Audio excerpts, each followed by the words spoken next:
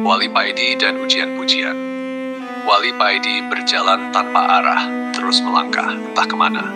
Dia ingin menghindari orang-orang yang mulai mengenalnya sebagai wali. Sekarang makin banyak yang memanggilnya Gus, Kiai, bahkan sang wali. Hidupnya yang dulu tenang kini berubah ramai. Ada yang datang minta jodoh, minta penglaris, minta doa, bahkan ada yang ngotot ingin jadi muridnya. Jujur, Wali Paidi merasa jengah. Dia rindu masa-masa dulu, saat orang-orang hanya mengenalnya sebagai penjual minyak wangi dan guru ngaji kecil-kecilan di mushola sederhana. Sekarang banyak yang ingin membangun musholanya jadi besar dan megah. Dia ingin lari dari semua itu. Bukan karena tidak bersyukur, tapi karena merasa tidak pantas dipuji-puji begitu rupa. Lebih-lebih yang bikin dia makin gelisah, baru-baru ini malaikat datang mengunjunginya.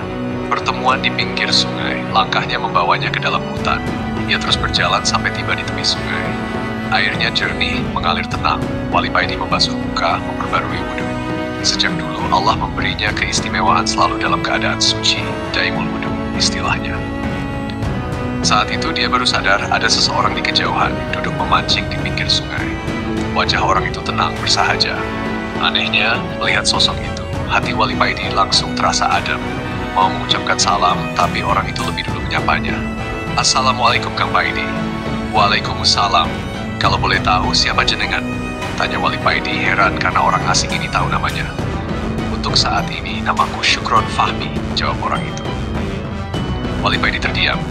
Ada sesuatu yang berbeda dari orang ini. Tanpa sadar, sikapnya mulai berubah seperti seorang murid di hadapan gurunya.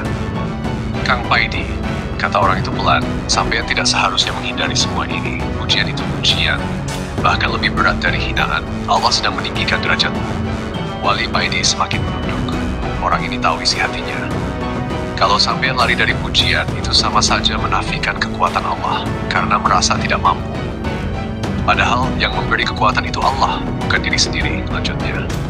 Air mata mulai mengalir dari mata Wali Paidi.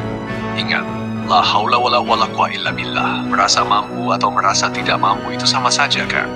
Dua-duanya bisa jadi syirik khafi kalau tidak hati-hati, karena sejatinya semua datang dari Allah. Wali Paidi menangis. Dia yakin orang di depannya ini bukan orang biasa. Ia ingin memastikan, ingin bersalaman. Tapi saat mengangkat wajah, orang itu sudah menghilang.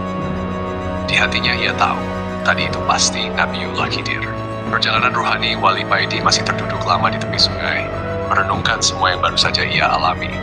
Setelah cukup tenang, ia berdiri, membersihkan diri, lalu mulai sholat. 1 rakaat, 2 rakaat, 3, 4. Begitu terus sampai malam, hanya berhenti untuk berzikir.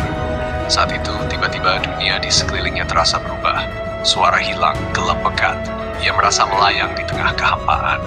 Kemudian di kejauhan terlihat 2 sosok duduk bersimpuh dengan seseorang berjubah putih berdiri di samping mereka. Cahaya lembut memancar dari tubuhnya. Hati Wali Paidi berdesir. Salah satu sosok itu tidak salah lagi, dia adalah Imam Al-Ghazali. Sosok berjubah putih itu melangkah ke depan dan berkata, Gusti, bagaimana menurut engkau tentang 2 kekasihmu ini, Nabi Musa dan Al-Ghazali? Lalu terdengar jawaban lembut tapi menggema.